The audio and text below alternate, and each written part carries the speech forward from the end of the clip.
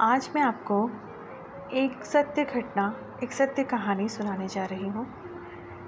बनारस की वो गलियाँ जहाँ हर मोड़ पे आपको एक छोटा मोटा मंदिर मिल जाएगा। शायद यही बनारस की खूबसूरती का एक राज है।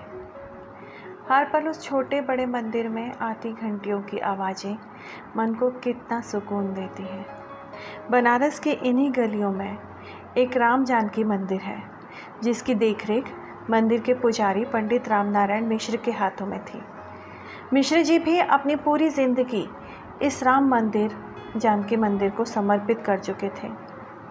संपत्ति के नाम पर उनके पास एक छोटा सा 2 कमरे का मकान, परिवार में उनकी पत्नी और विवाह के योग्य एक बेटी थी, कमला।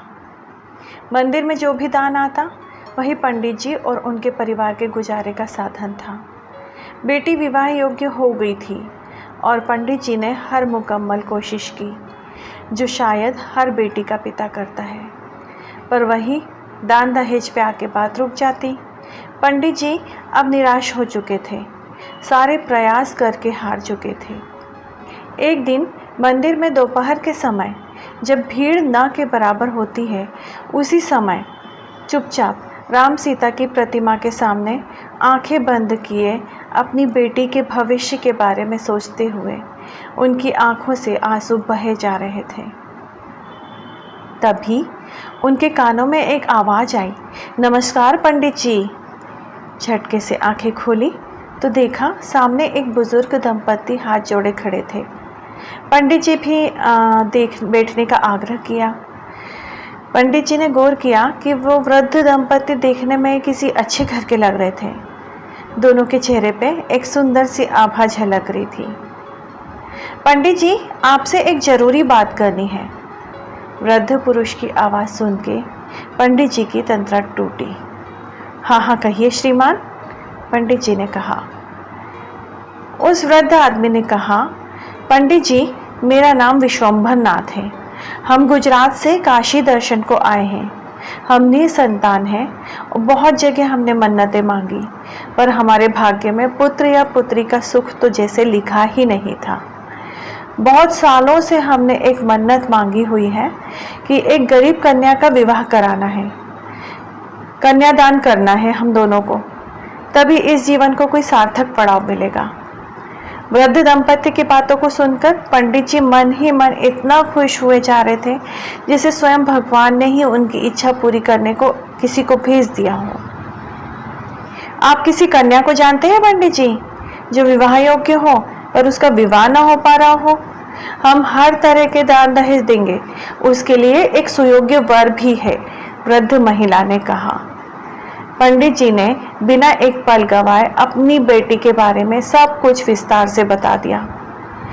जो वृद्ध दंपति थे वो बहुत खुश हुए। बोले, आज से आपकी बेटी हमारी हुई, बस अब आपको उसकी चिंता करने की कोई ज़रूरत नहीं है, उसका विवाह हम करेंगे। पंडित जी की खुशी का ठिकाना ही नहीं था।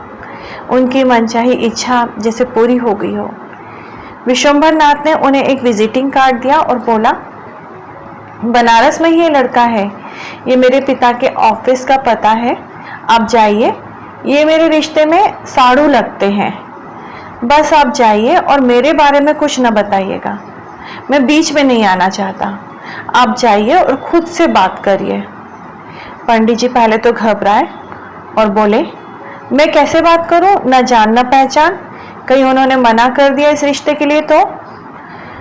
वृद्ध दंपति ने मुस्कुराते हुए आश्वासन दिया कि आप जाइए तो सही, लड़के के पिता का स्वभाव बहुत अच्छा है, वो आपको मना नहीं करेंगे। इतना कहकर वो वृद्ध दंपति ने उनको अपना मोबाइल नंबर दिया और चले गए। पंडित जी ने भी बिना टाइम गवाए लड़के के पिता के ऑफिस का रुख किया, मानो जैसे कोई चमत्कार सा हो गया। ऑफिस में लड़के के पिता से मिलने के बाद लड़के के पिता की हाँ कर दी। तुरंत ही शादी का डेट फाइनल हो गई। पंडित जी जब जब उस दंपति को फोन करते तब तब शादी विवाह की जरूरत का दान दहेज उनके घर में पहुंच जाता। सारी बुकिंग, हर तरह का सहयोग बस पंडित जी एक फोन कॉल पे ही करने लगे। लास्ट में धूमधाम से विवाह संपन्न हुआ।